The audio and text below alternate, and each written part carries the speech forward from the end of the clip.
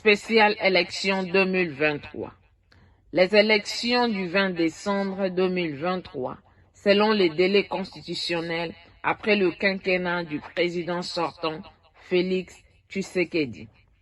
La CENI avait déclaré recevable 24 candidats à la présidentielle et c'était à la Cour constitutionnelle de le valider. 2 candidats s'étaient ajoutés, dont une femme, Joël Billet, et un homme, Enoch Ngela. La Cour constitutionnelle avait validé tous les 26 candidats, dont 2 femmes et 24 hommes. Il y a eu les élections sur le plan national de la RDC et international, car c'est du nouveau de voir la diaspora voter, avec la participation de 5 pays, qui sont l'Afrique du Sud, la Belgique, le Canada, les États-Unis et la France. Sur le plan national, les élections se sont déroulées dans une atmosphère calme. Mais il y a eu des défis logistiques tels que le problème de cartes électeurs, le retard d'arrivée des kits électoraux, les retards d'ouverture, l'incapacité d'ouverture dans certains bureaux de vote et enfin le vol des kits électoraux pour un bureau de vote de la province.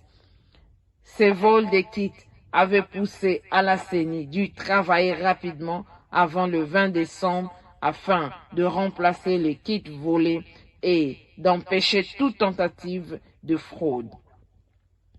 En dépit de tous ces défis, la CENI a ajouté un jour de plus, le jeudi 21 décembre, pour permettre à ces bureaux de vote d'entamer et de finir le vote jusqu'au dernier Congolais qui était au fil d'attente pour voter. La CENI a déclaré la clôture de vote après le jeudi 21 décembre 2023, cela sur toute l'étendue de la République démocratique du Congo et à la diaspora sur les 5 pays précités. Suivez l'interview du deuxième vice-président de la CENI, Dr Didi Manara, au centre Bossolo de la CENI. Et aussi les interviews de la chef de mission du centre Carter, Catherine Samba Panza, et celle du président de la CENI, Denis Kadim. Voilà la suite après ce journal que vous a présenté Sandra Niangé. Nous sommes toujours ici au centre Bossolo, au cœur de la présidentielle 2023. Mesdames et messieurs, l'invité ce soir s'appelle Dr Didi Manara. Docteur, venez. On est en direct depuis ce centre Bossolo. Bonsoir docteur. Bonjour, merci. Comment vous allez? Très bien. Prenez votre micro. Prenez votre micro. Docteur Manara, on est le 21, le vote était prévu jusqu'à hier le 20 décembre. Il y a eu prolongation d'un jour. Hier, le président nous disait hier qu'il a prolongé pour ces bureaux qui n'ont pas ouvert. Alors, en ce moment, il est 20 heures passées. Quelle est la situation? Laissez-moi d'abord vous dire ceci, que ce n'est pas la première fois que notre pays prolonge le vote pour le jour d'après. Nous avons connu ces cas déjà en 2011 où on a dû prolonger les élections au niveau de la ville de Lubumbashi, dans le quartier Bel Air, ici même à Kinshasa dans la Tchangou, mais également au niveau de l'Équateur, à Bongandanga. Il y a eu des incidents majeurs qui ont fait en sorte que l'élection soit prolongée. Donc, j'aimerais dire ici au peuple congolais que ce n'est pas une nouvelle chose qu'on venait de faire là. Donc, nous avons déjà connu ces cas, mais si nous le faisons, c'est parce que nous pensons, nous, au niveau de la CENI, que le droit au vote, c'est un droit fondamental qui est au-dessus des conciliabules politiques ou des respects de délai. C'est pas une nouvelle chose. Voilà. Là, vous appuyez sur ce qui s'est passé dans le passé, mais docteur Manara, avant les débuts de ces élections, avant le 20, pratiquement beaucoup, ils étaient nombreux, ces hommes politiques, beaucoup de Congolais qui demandaient qu'on puisse reporter de quelques jours ces élections, d'une semaine, afin que la CENI puisse se préparer. Aujourd'hui, la question que tout le monde se pose, pourquoi avoir précipité, pourquoi avoir organisé les élections le 20 décembre, alors que, à voir la situation, on se dit que la CENI n'était pas prête? Non, non, non, pas du tout. Il n'y a aucune précipitation. Nous avons promis au peuple congolais que nous aurons les élections le 20 décembre et ça a eu lieu. Nonobstant Là, on a eu les élections le 21 décembre. Nonobstant c'est que d'aucuns ont pensé qu'on n'aurait pas ces élections à temps dans le délai constitutionnel. Mais nous disons que nous avons prolongé, c'est-à-dire que ce sont les élections qui ont été organisées le 20, mais prolongées jusqu'au 21. Donc c'est une simple prolongation. Et cela, c'est pour ramasser tous ceux-là qui veulent voter, le vote qui est un droit fondamental d'un peuple. On ne pouvait pas, nous camper, nous cantonner sur le respect strict des 11 heures d'ouverture de la machine à voter ou du dispositif électronique de vote. Mais nous sommes dit, nous donnons la chance à tous les Congolais vraiment de voter, surtout à des endroits où nous avons connu des problèmes. Vous savez, il y a eu des incidents majeurs. Par exemple, lorsque nous sommes dit, nous allons dans les Kouilou, et nous avons pris un gros véhicule, au lieu que le véhicule arrive le 17 comme prévu, le véhicule s'est embourbé pendant 4 jours. Qu'est-ce que nous pouvons faire avec ces peuples-là, avec toute cette population-là qui devait voter? Donc nous sommes dit, il est de bonne loi que nous puissions donner la chance à tout le monde. Mais, laissez-moi vous dire ceci, que le peuple congolais développe de temps en temps certaines habitudes inciviques. La constitution de notre pays parle de 5 ans de mandat. Mais les gens parlent du glissement comme s'il s'agit de 20 mots. Et pourtant, agir ainsi, c'est installer l'instabilité dans le pays. Mais reporter, vous savez, je réponds à cette question pour vous dire... Reporter les élections d'une semaine, de 2 semaines, on serait toujours dans le mandat, on ne serait pas dans le Je vous assure que si on le disait à l'époque, d'abord, il n'y avait pas consensus entre les politiciens, encore moins entre les organisations de la société civile. Il n'y avait pas consensus autour de cette question-là. Et nous, on pensait qu'on pense, et d'ailleurs c'est ce qui est arrivé, que nous étions capables d'organiser ces élections au 20, et ça a eu lieu.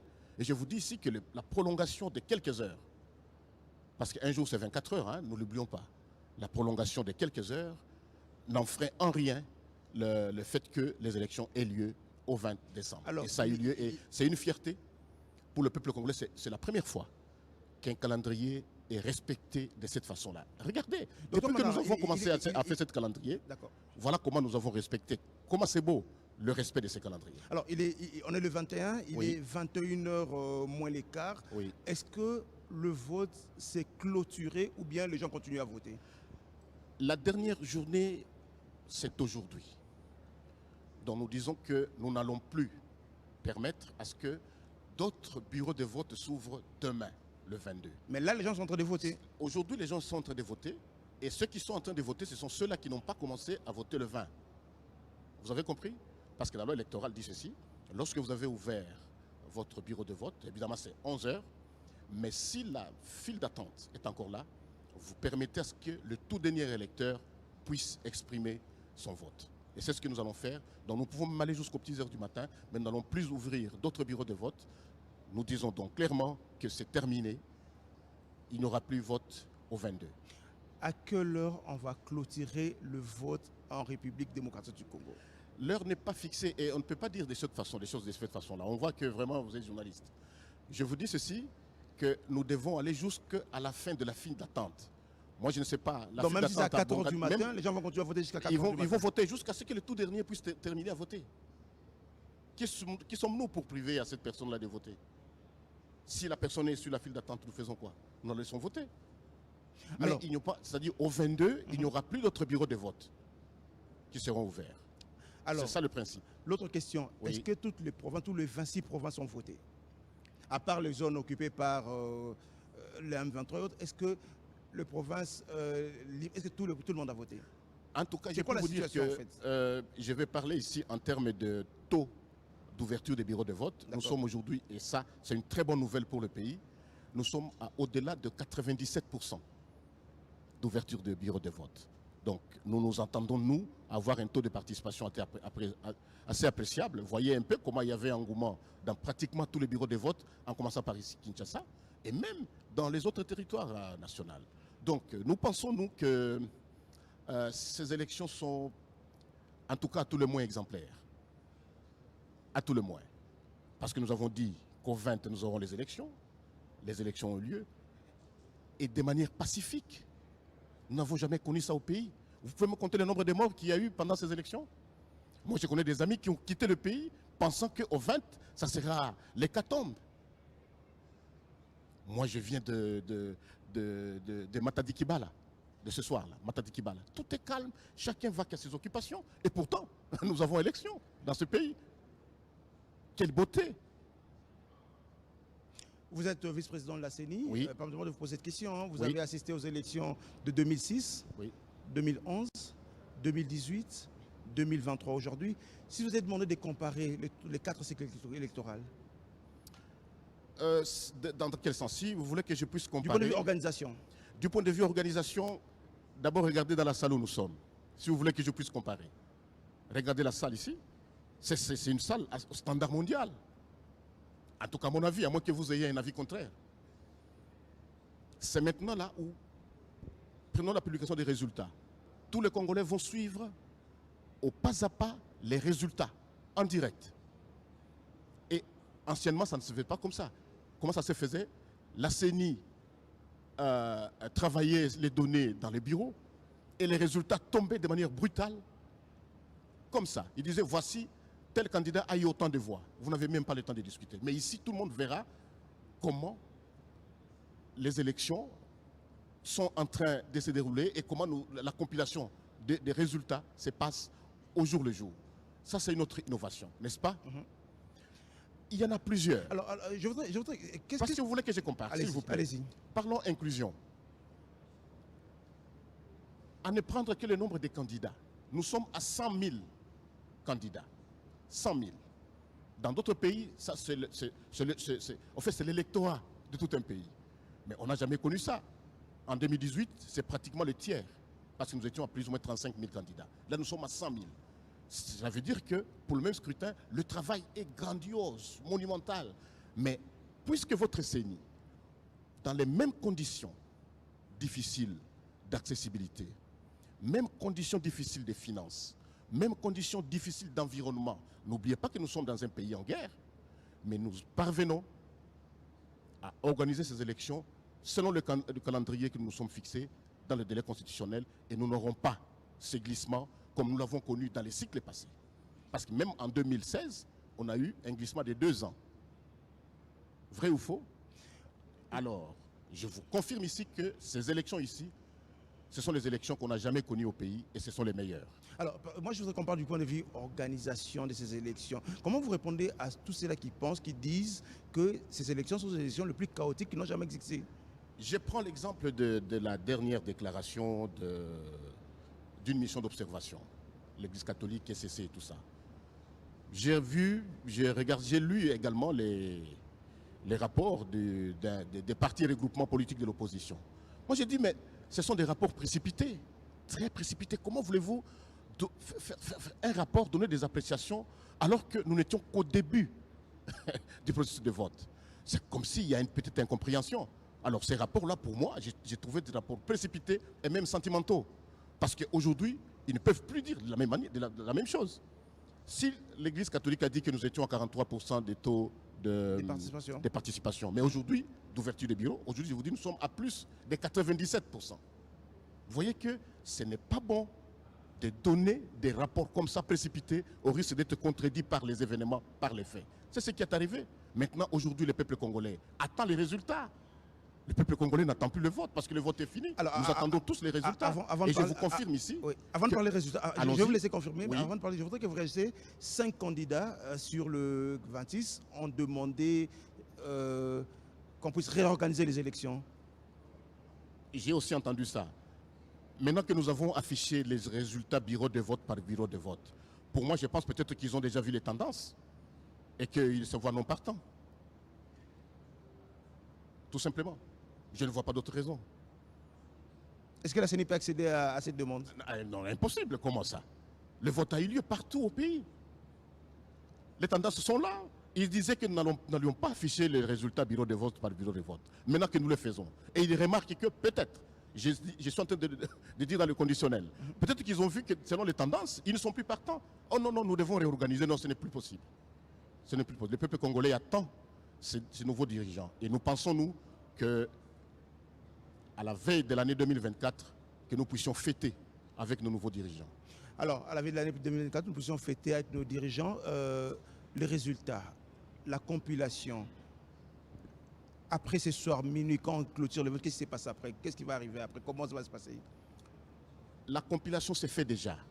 Savez-vous que la loi électorale, lorsque vous lisez l'article 47 de la loi électorale, l'article 47 de la loi électorale a donné au notre scrutin le caractère à ce que le numérique soit validé, n'est-ce pas?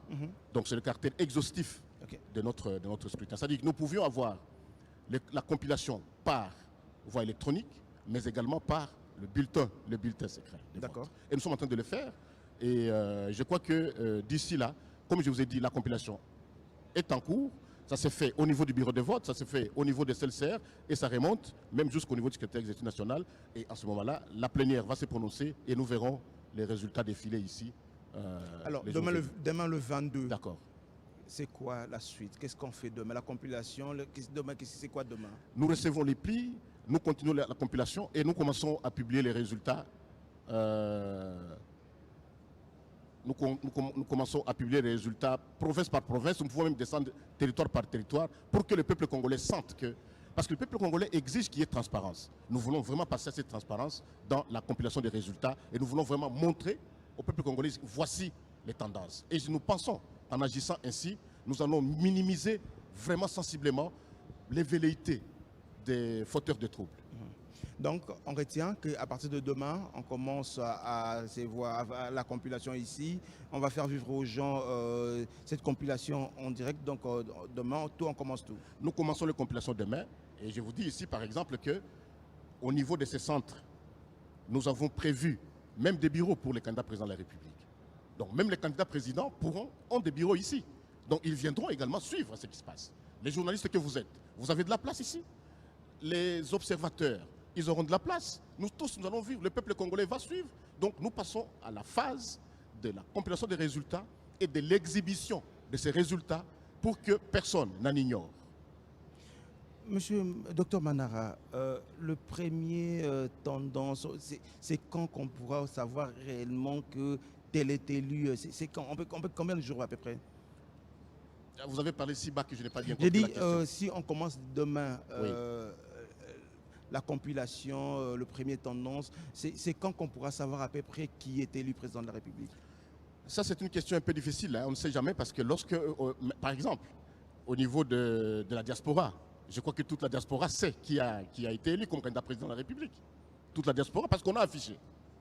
Et même dans nos provinces, dans nos bureaux de vote, les gens voient. Mais nous allons faire la compilation ici. Mais à partir d'un certain pourcentage, on pourra savoir qui probablement peut être élu président de la République. Ça va vraiment diminuer sensiblement les velléités. Alors pendant combien de jours ça va se passer cette compilation? Ça ne fera pas beaucoup de jours parce que nous vous disons que nous croisons le doigt pour que, en tout cas, la fête de bonne année, que nous puissions vraiment fêter avec notre futur président. Nous croisons le doigt et nous demandons vraiment la magnanimité de notre Seigneur Dieu Tout-Puissant qui puisse continuer à aider le Congo pour que vraiment la paix règne pendant ce jour-là. Alors, la diaspora a voté, 5 pays qui ont voté. Est-ce que ces votes seront réellement pris en compte et sera comptabilisé? Il est déjà pris en compte. D'abord par la loi et par notre compilation. C'est déjà pris en compte. Je ne comprends pas cette question parce que c'est nous-mêmes, le peuple congolais, et d'ailleurs c'est la Constitution et la loi électorale qui ont dit non, il faut que tout Congolais, où qu'il se trouve, tout Congolais qui est éligible doit voter. Et les 5 pays qui ont été sélectionnés, le vote s'est très bien passé. Vous avez suivi sur les réseaux sociaux comment les Congolais se sont exprimés. Mais quelle beauté! Allez, justement, on va regarder cet élément de l'agence congolaise de presse, qui est les amis de Bruxelles qui ont voté. C'est une dépêche de l'agence congolaise de presse. On regarde cet élément. Voilà, nous sommes à Bruxelles, exactement à l'ambassade de la République démocratique du Congo auprès du Royaume de Belgique. Nous venons de terminer les opérations de vote. Tout s'est bien passé. Déjà à partir de 6 h du matin, les Congolais vivant en Belgique ont défié le froid et une pluie qui a tombé toute la journée pour venir accomplir leurs devoirs et en même temps que leurs droits citoyens. Ils ont été là et ils ont voté dans le calme, contrairement à ce qu'on craignait. Nous avons vu les hommes et les femmes se presser dans l'ordre et la discipline à accomplir l'acte civique. Au niveau opérationnel, les agents électoraux, l'équipe de la CENI qui est à Bruxelles s'est attelée à la tâche avec brio, de sorte qu'il n'y a pas eu de retard, il n'y a pas eu de quoi, que tout s'est passé en toute convivialité avec nos compatriotes. Nous avons fini les scrutins, nous avons procédé au dépouillement et puis au décompte de voix, tout cela en présence de quelques témoins présents et des observateurs. Tout s'est donc bien passé et nous nous félicitons des facilités qui nous ont été accordées par l'ambassade de la République démocratique du Congo Rwanda de Belgique, qui nous a offert un cadre où nous avons pu ériger 5 bureaux, 5 bureaux de vote. Et puis, il y avait une file d'attente à l'extérieur, il y avait une file d'attente à l'intérieur, et tout s'est très bien passé. Merci. Mais voilà, nous sommes là, c'est nos amis de Bruxelles, donc la diaspora, 5 pays, la France, le Canada, les États-Unis, l'Afrique du Sud et la Belgique ont voté et les résultats sont déjà disponibles. Mais M. Manara, je vous donne l'occasion de clôturer. On dit que le vote est terminé. Je vous donne l'occasion de clôturer. Non, merci beaucoup, monsieur le journaliste. Je crois que la CENI est au rendez-vous de son histoire avec le peuple congolais. Le gouvernement, l'État, le peuple a confié à son Excellence, monsieur le Président Denis Kadima et toute son équipe d'organiser ces élections, qui soient des bonnes élections, inclusives, apaisées, transparentes. C'est la tâche à laquelle nous nous attelons. Nous sommes très heureux, par exemple, demain, que nous puissions commencer à accomplir les résultats et à les exposer à la face du monde. J'aimerais dire ceci, que le vote est clôturé. Donc la journée d'aujourd'hui, 21, c'est la toute dernière. Donc nous n'allons plus ouvrir d'autres bureaux de vote demain, le 22. Mais tous les électeurs qui sont devant les bureaux de vote, sur la liste d'attente, sur la ligne, la file d'attente, devront voter jusqu'au dernier. Et ça sera fini pour le vote. Et nous passons vraiment à l'autre vase, c'est-à-dire la compilation des résultats et la transparence dans l'exhibition de tous ces résultats. Nous voudrions vraiment que les candidats présidents de la République viennent ici, au centre. Parce que la CENI a prévu pour eux les bureaux nécessaires, toute la logistique nécessaire pour qu'ils participent avec la CENI. Donc 26 bureaux sont prévus pour les 26 candidats présidents. Et tout est prêt. Okay. Tout est prêt. Ils auront des notifications officielles pour qu'ils viennent occuper leur bureau, pour que nous puissions travailler ensemble. Parce que le processus électoral n'est pas un bien privé de la CENI. Non. Nous travaillons avec la partenaire, avec tout le peuple congolais. Donc, peuple congolais, voilà, nous avons voté en toute transparence, en toute quiétude. Merci beaucoup au tout-puissant Dieu des armées, parce que ces élections se sont déroulées vraiment pacifiquement et nous sommes très heureux pour ça. Nous attendons, nous, maintenant, à la publication des résultats et cela se fera.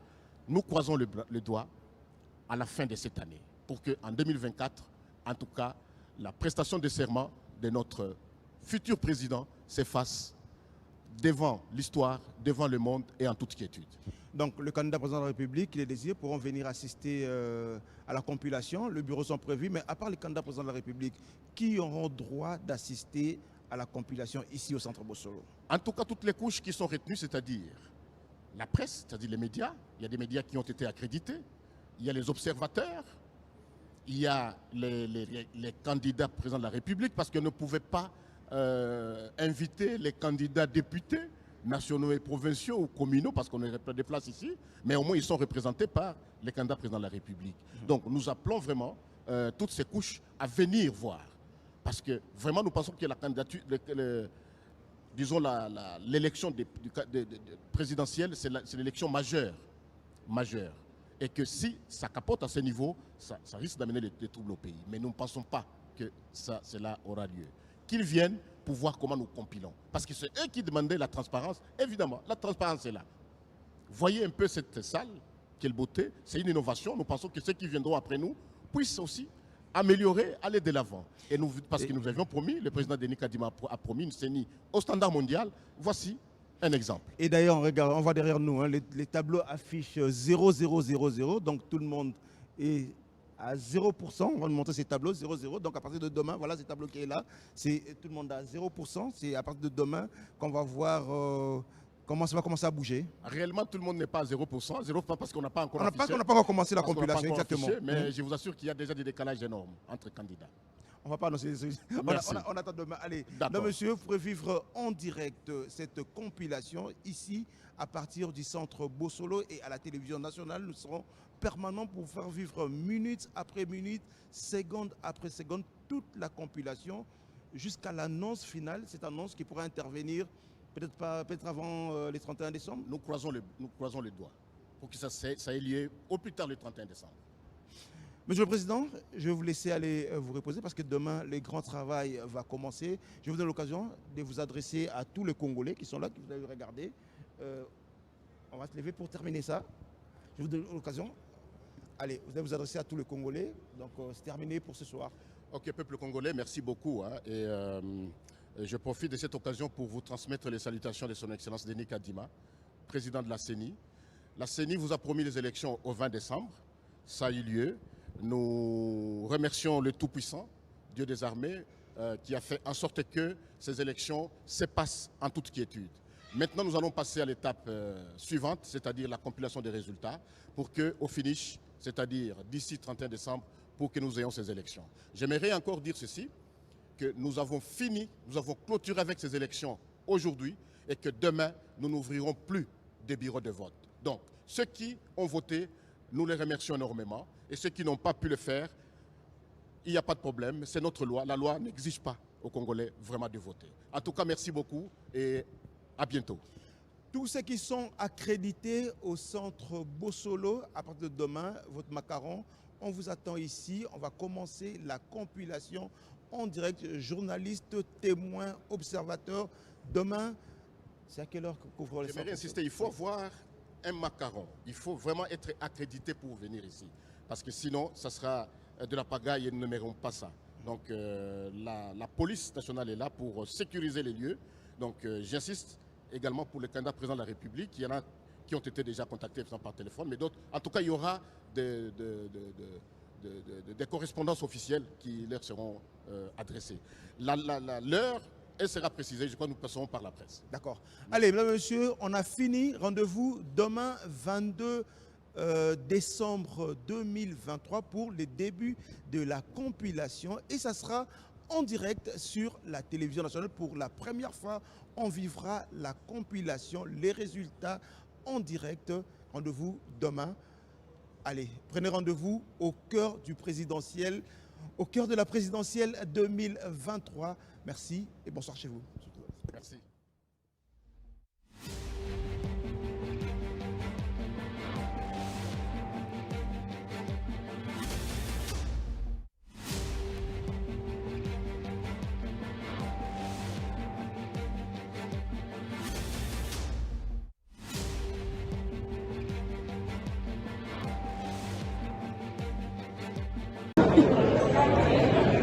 L'acquisition du matériel du processus, la publication des listes, des candidatures, etc. Tout cela posait des problèmes. Mais le jour du vote également, on a fait face à un certain nombre de problèmes également. L'ouverture tardive des bureaux de vote due à l'arrivée tardive du matériel, due à l'absence de cartes d'électeurs, parce que les duplicateurs n'étaient toujours pas prêts. La CENI a pris des mesures pour essayer de trouver des solutions à ces différents problèmes. Mais les retards enregistrés dans les bureaux de vote ont fait qu'il y a eu des décalages et des votes qui ont continué un jour de plus, contrairement à la loi.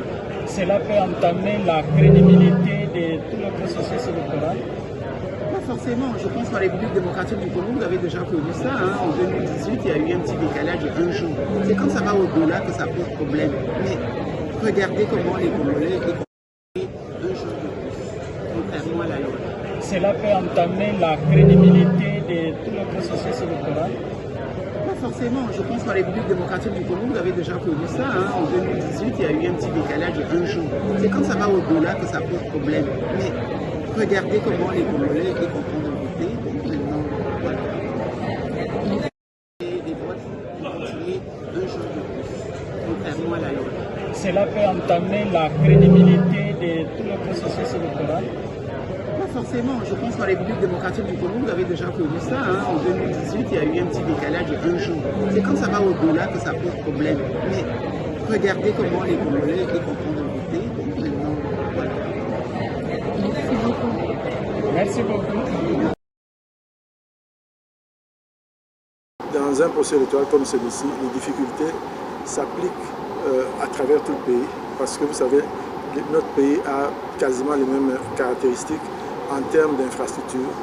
Le gros du pays est pendant la saison pluvieuse, et toutes ces difficultés-là ont fait que on soit obligé d'ajouter un jour pour ces bureaux de vote qui n'ont pas pu s'ouvrir. Mais d'une façon générale, c'est des sites de vote localisés de façon éparse. Je ne peux pas vous dire que c'est concentré dans une zone géographique. Toutefois, quand vous regardez les statistiques, vous allez voir que il y a les provinces comme celle de Bazuélé qui a ce problème-là. Kinshasa est mitigé parce qu'au début, ça a été la participation, disons, le taux d'ouverture était bas, mais graduellement, ça s'est amélioré dans la soirée. Bon, il y a le Kwilu aussi où nous pouvons mieux faire et ça sera parmi les provinces qui ont ce besoin-là. Non, ça ne peut pas toucher à la crédibilité, au contraire, c'est une démonstration que nous voulons accorder le même droit à tous les Congolais parce que les Congolais, comme partout au monde, doivent jouir des mêmes droits que tout le monde. C'est une question d'égalité de droits. Donc, si les uns ont pu jouir de leur droit de vote, c'est important que les autres qui n'ont pas eu cette occasion puissent aussi accéder au vote. Donc, c'est plus une question de justice qu'une question d'illégalité. Les bureaux de vote où les gens ont pu voter ne peuvent plus être réouverts. Demain, ça sera simplement les bureaux de vote qui n'ont pas pu ouvrir. Ce n'est pas ceux qui ont connu du retard comme tel, c'est ceux qui n'ont pas ouvert. Ça signifie que ce n'est même plus une question de retard. Ils n'ont pas ouvert. Maintenant, on leur donne une chance de le faire. Et ça sera de 6h à 17h.